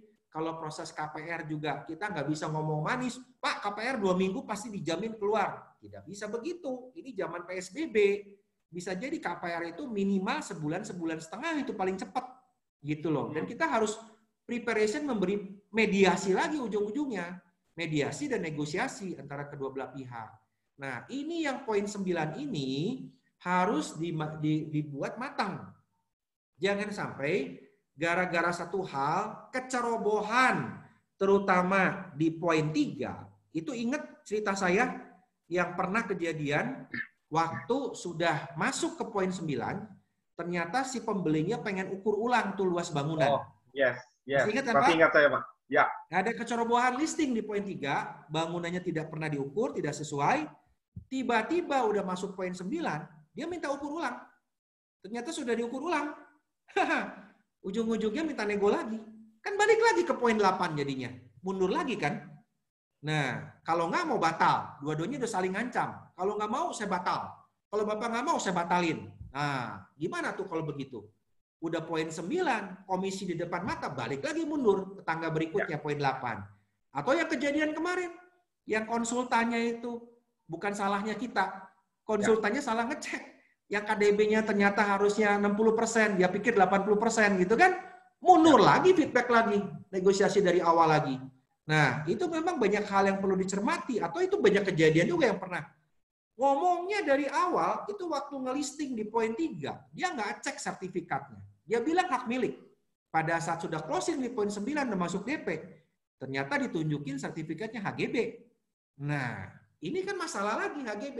Duit menjadi hak miliknya siapa yang nanggung? Mau nggak ditanggung? Nggak mau, pengotot-ngotot. Ujung-ujungnya kan komisi kita yang dipotong. Karena memang dua-duanya merasa tidak bersalah gitu loh. Kan ini yang konyol. Jadi sebelum masuk ke poin 10, ingat baik-baik. Setiap transaksi adalah sebuah perjalanan. Be alert. Alert itu adalah waspada. Kalau poin 3-nya tidak waspada, Anda di poin 9 jatuh lagi ke poin bawah. Gitu loh. Anda ada yang miss di dalam melakukan service listing, terutama servisnya, listingnya tidak pernah dikerjain servisnya, terutama poin 4 dan poin 5-nya Anda tidak pernah mengerjakan. Begitu tiba-tiba ada pembeli yang nawar masuk ke poin 8, Anda akan ngos-ngosan setengah mati. Kenapa? Anda sebagaikan bak orang hilang yang tidak pernah memberikan tahu progres pemasarannya seperti apa, terus ujung-ujung datang ke penjual. Pak, Bapak kan masang 5M. Pak, ada klien saya nawar 3M, Pak. Gimana, Pak? Anda bisa dibentak itu sama penjual. Enak aja kamu 5M, ditawar 3M suruh saya kasih. Enggak. Padahal mungkin habis kita melakukan tangga 4, tangga 5, tangga 6 itu kita tahu market price-nya ternyata itu cuma 3,5. Wajar dong orang nawar 3M. Tapi kalau tidak pernah melakukan service listing 1 dan service listing 2, pemilik mana tahu. Bersikuku aja di otaknya pengen 5M. Dia berjalan waktu aja, nanti 2 tahun lagi, 3 tahun lagi kejual 5M. Tapi kondisinya kan dia baru sadar gitu, baru ngeh. Di 2 tahun kemudian, justru di poin 4, poin 5, ini di mana Anda harus menyadarkan pihak penjual, ini loh Pak, harga real market sebenarnya. Jadi tugas kita untuk mempercepat transaksi itu adalah di tangga 4, tangga 5. Ketemulah tangga 6. Baru kita dapat ke pembeli di tangga 7. Kurang lebih seperti itu. Baik, jadi transaksi tadi merupakan sebuah perjalanan. Kuncinya adalah ikutin step by step-nya. Jangan sampai kita udah sampai di tangga kesekian, gara-gara ada beberapa yang miss, kita mesti jatuh lagi, begitu ya. Seperti yang Pak Edi alami ya, meskipun sudah advance, tetap ada keteledoran bukan dari Pak Edinya tapi dari pihak lain tadi yang properti yang konsultannya yang dia ada kesalahan ya, dan hal-hal juga ini kan kalau saya tambahin sedikit ya, kalau itu kan bicara dari pihak sisi penjual ya, kalau dari pembeli juga sama. Kalau Anda tidak bisa menggali pertanyaan dengan baik, Anda cuma sekedar ngejar closing. Pada saat di tangga 9 begitu sudah di depan notaris, begitu sertifikat mau dicek dan sebagainya, kan notaris keluar tuh biaya-biaya, AJB sekian, balik nama sekian, PNBP sekian, gitu kan? Untuk semua biaya-biaya pengecekan segala macam sekian. Ternyata pembelinya bilang apa? Iya sih Pak, saya nggak mau tahu biaya itu loh. Saya pikir dengan closing 2M, itu saya udah tahunya balik nama beres. Nah, Anda sebagai seorang negosiator ini gimana sih? Pembeli emang nggak dikasih tahu gitu loh. Kan konyol banget gitu loh. Kadang-kadang pajaknya juga bilang, oh saya nggak tahu kalau ada pajak Pak. Kirain saya udah langsung aja dengan harga 2M itu saya udah tahu beres semuanya. Loh ya enggak. Pajak penjual harus nanggung. Ibu juga harus nanggung pajak pembeli. Ada lagi yang disebut biaya jual beli notaris, balik nama notaris, pengecekan surat sertifikat, ada PNBP. Nah itu kan harus ada biaya lagi. Waduh kalau segitu saya nggak punya duitnya Pak. Saya cuma ada 2M pas-pasan. Ternyata biaya itu butuh biaya kurang lebih 100 jutaan. Gimana? So, mau potong komisi gimana? 2M aja komisi kita kalau 3% cuma 60 juta. Buat tombokin 100 jutanya juga nggak ketutup, Pak. Itu kadang konyol gitu loh. Itu step-step itu tuh nggak dilalui dengan baik. Tiba-tiba di at the end, bubar aja begitu. Orang saya mah nggak usah ngomong jauh-jauh sampai yang ratusan juta, Pak. Orang kadang-kadang itu klien saya yang puluhan M aja bisa berantem gara-gara nggak mau ngeluarin duit buat materai, Pak. Oh, wow. Kalian itu di depan notaris mau ngeluarin di depan bank, mau bikin kwitansi ngeluarin duit buat materai juga nggak mau. Udah gitu yang satu Oke. tersinggung, yang satu tersinggung. Kan kebayang itu, ya saya keluarin lah duit materai. Cuman kan setidak-tidaknya itu bikin sesuatu yang jadi apa ya, kadang-kadang manusia tuh kan aneh gitu loh. Cuman ngeluarin sedikit uang buat materai itu karena demi gengsi, demi pride-nya dia nggak mau gitu kan. Ya bukan saya dong, harusnya dia. Kan dia yang terima duit. Masa yang terima duit ngeluarin 6.000 juga mau? Saya dari kemarin udah banyak ngalah. Saya udah banyak ngalah nih. Saya tuh yang beli, yang punya duit. Saya ditekan-tekan terus sama yang jual. Dari nego harga, dia nggak mau, saya mau. Dari cara bayar, saya maunya begini, dia pengennya begini. Saya ikutin. Apalagi saya ikutin. Sekarang aja urusan tunggakan pajak aja yang dia harusnya bayar. Saya kudu bayar. 6.000 perak aja nggak mau bayar. Kebangetan. Nah, itu kan banyak kejadian begitu, Pak. Ya. Dulu saya udah ngalamin, Pak. Ada yang orang udah diduduk bareng di depan notaris gara-gara tersinggung tuh. Yang satu mau bawa Kopassus, yang satu mau bawa angkatan darat gitu loh. Ya nggak tahu lah. Itu apa yang terjadi gitu, mau perang atau di perang dunia keempat atau gimana. Benar-benar bubar dua-duanya udah mau tonjok-tonjokan. Pernah kejadian begitu itu. Itu banyak hal lah. Banyak orang antik di dunia ini. Baik, Pak Edi, menarik sekali Pak Edi. Kita masih punya satu lagi secret yang mau Pak Edi bagikan ya, secret yang ke-30. Namun sebelum masuk ke secret yang ke-30, saya ingin sampaikan ke teman-teman, bagi teman-teman yang ingin bertanya, mohon bertanya relevan dengan topik yang sedang kita bahas hari ini. Jadi tidak semua pertanyaan yang masuk akan saya sampaikan, karena saya akan filter, misalnya pertanyaan-pertanyaan yang terlalu basic ya, karena kita sudah masuk ke levelnya bukan di basic lagi. Basic waktu awal-awal, karena kita sudah masuk di sudah menuju advance nih. Jadi pertanyaannya lebih ke advance ya. Oke, Pak Edi, secret yang ke-30, silakan. Oke. Yang berikutnya adalah transaction and beyond. Artinya transaction and beyond itu pengertiannya begini loh. At the end itu ada orang yang menganggap kalau kita cuma berfungsi sebagai seorang sales, selesai transaksi dianggap finish, ya. Selesai, sudah aja, dadah gitu kan, goodbye, udah bukan urusan saya lagi gitu loh. Padahal kalau kita melakukan satu transaksi itu bukanlah ending, tapi transaksi itu adalah pintu pembuka awal. Di sini saya katakan bahwa pintu gerbang untuk masuk ke halaman berikutnya. Karena kualitas terbaik dari sebuah hubungan atas transaksi yang berhasil adalah kepercayaan yang bertumbuh. Komitmen dan integritas itu kan memelihara pertumbuhan dari benih kepercayaan itu untuk mendatangkan berkat lainnya. Jadi artinya apa? Di sini adalah kunci untuk mendapatkan referral. Ya, pernah nggak sih kalau misalnya kita sudah selesai transaksi nih, 2 minggu, 3 minggu kemudian kita telepon ke pembeli. Pak pembeli, bagaimana rumahnya? Sudah ditempatikah? Oh sudah. Nyaman Bu, nyaman. Puji Tuhan, alhamdulillah. Tapi Pak itu di belakang ada bocor Pak. Kemarin sih nggak ada ya, tapi kenapa ya kemarin hujan gede banget, rebes, saya juga bingung nih lagi nyari tukang. Kebetulan lagi masa puasa gini, tukang kayaknya pada nggak ada ya, apalagi pada masa PSBB. Tapi kalau nggak dibenerin, itu ngerusak itu. Kitchen set di bawahnya kan mahal. Kalau terus-terusan bocor diantepin, itu kan kitchen set yang ratusan juta bisa hancur, Pak. Oh, boleh Pak. Kalau gitu saya hubungi pemilik yang lama ya. Pemilik yang lama kan punya langganan tukang yang biasa suka ngurusin rumah. Boleh ya Pak, saya minta izin kalau misalnya mau pakai tukang dia, saya teleponin. Oh boleh. Nah, kita servis dia kan. Kita telepon tukangnya, kita minta untuk datang. Nah, jadi masalah dia kan terpenuhi, terpecahkan. Ya. Terus berikutnya lagi, misalnya, Pak, Bu, itu gimana? Sertifikatnya udah selesai belum balik namanya? Oh iya, belum tuh. Saya belum ngecek lagi. Boleh ya? Saya cek ya. Oh iya, sekalian. Tolong ya, itu untuk bukti store BPHTB-nya juga saya minta buat laporan pajak. Oh iya. Saya akan ambil cek notaris. Notaris bilang, kalau memang mau diambil sama saya, Pak, Bapak butuh surat kuasa. Saya butuh surat kuasa dari Bapak untuk mengambil sertifikat aslinya. Oh ya boleh.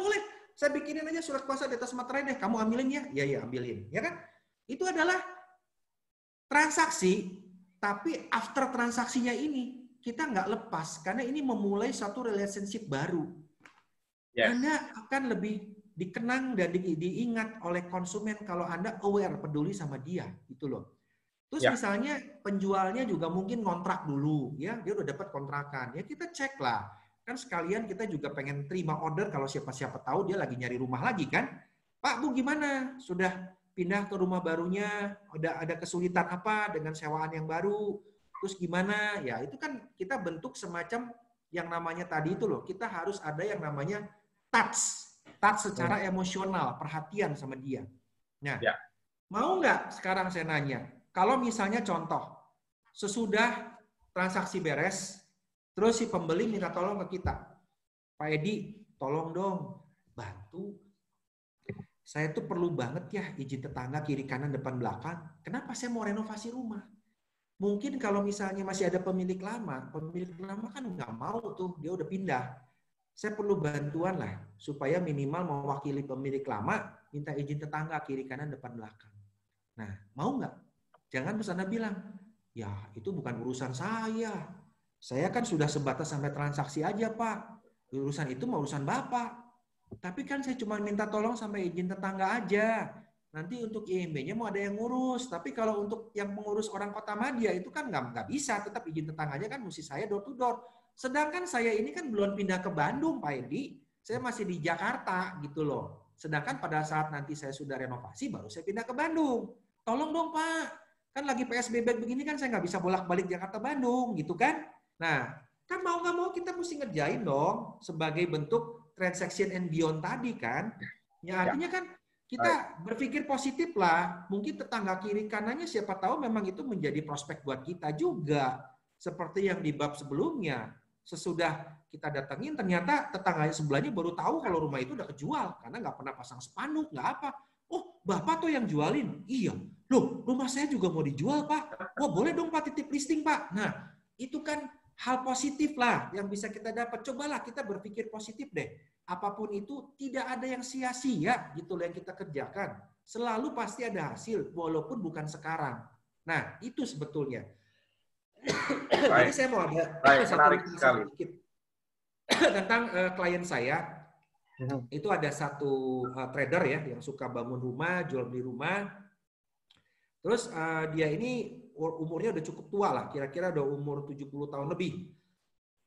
Dia itu secara kontinu itu sampai umur setua itu bisa terus melakukan jual beli rumah. Saya perhati itu bukan karena produknya sangat baik dan gimana, tidak. Produknya kalau dibilang ya dia bangun ya desainnya oke. Secara layout oke. Cuma kadang-kadang ya namanya retak rambut, bocor, tetap aja ada. Ya. Tapi kenapa orang tuh tidak pernah kapok untuk beli dari dia? Karena dia sales after service-nya luar biasa. Jadi udah orang yang beli 2-3 tahun kemudian itu sama dia tetap masih diservis. Ada yang minta tukang, minta dibenerin rumahnya, minta apa tuh masih kerjain. Even udah 2-3 tahun yang lalu. Dan itu yang menjadi orang itu merasa nyaman untuk mereferensikan beli dan beli lagi. Ya. Wow. Seperti itu, luar biasa, Pak Edi. Halo, Pak Edi. Oke, Pak Edi, sharingnya luar biasa nih di Secret yang ke-30. Saya ingin tambahkan sedikit bahwa kalau kita perhatikan nih di bisnis real estate ini ya, yang kita sedang tekuni nih, teman-teman, after sales service kalau dari Pak Edi tadi sampaikan, itu memegang peranan yang juga penting begitu ya. Artinya sangat menurut saya kita mungkin sangat langka kali ya, jarang orang yang melakukan yang tadi Pak Edi sampaikan. Mungkin di antara teman-teman ini bisa jadi bagian dari introspeksi, misalnya ketika kita sudah berhasil bantu customer, kita mungkin tanya lagi gimana seperti yang Pak Edi contohkan. Ini sangat penting sekali. After sales service tadi perannya sangat penting sekali.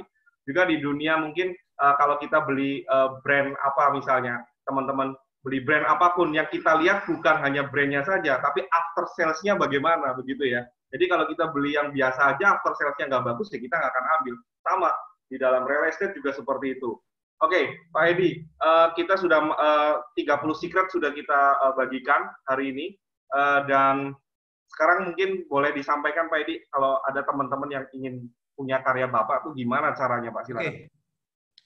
Bagi teman-teman yang pengen beli buku saya The King of Property, sebetulnya buku ini kalau yang sudah punya wajib dibaca, ya. Dan bagi yang belum, ya Anda harus bacalah, karena kan memang kunci untuk menjadi seorang agen yang long term, gitu, yang bukan cuma sekedar short term, ya Anda harus ngikutin secret-secret yang ada di buku saya, dan memang mempercepat untuk Anda menjadi seorang agen yang sukses, dan Anda bisa menjadi king of property berikutnya.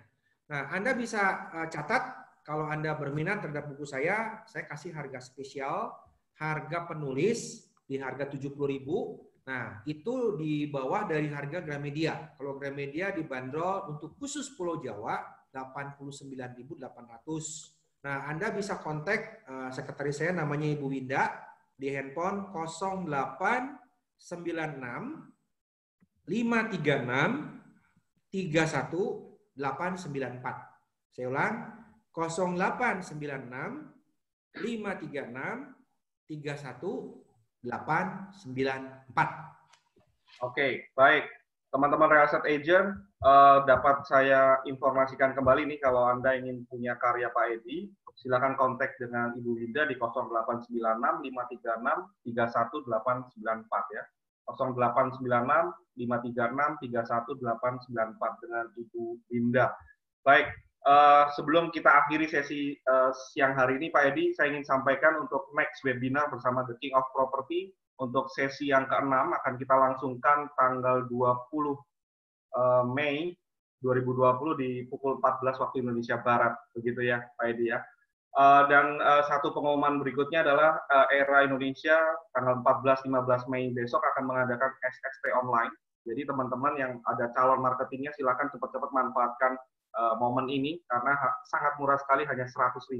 Anda ikut training dan Anda bisa langsung join sebagai real estate agent dan mengikuti jejak sosok Edi Mulyawan, begitu ya. Oke, Pak Edi, terima kasih sekali lagi untuk waktu dan kebersamaannya bersama kita di siang hari ini. Terima kasih, dan kepada teman-teman sekalian yang sudah bergabung bersama kita dari awal ya, dari tadi, luar biasa sekali. Thank you sudah bersama dengan kita. Semoga apa yang kita pelajari dari Pak Edi Mulyawan dapat menambah kita jadi lebih positif, bisa lebih produktif lagi, dan tentunya closing terus menerus begitu ya. Mohon maaf apabila ada kesalahan kata, ada kekurangan dari kami. Sekali lagi sukses buat kita semua, sukses buat kita, sukses buat Pak Edi, buat kita semuanya. All the best. See you at the top.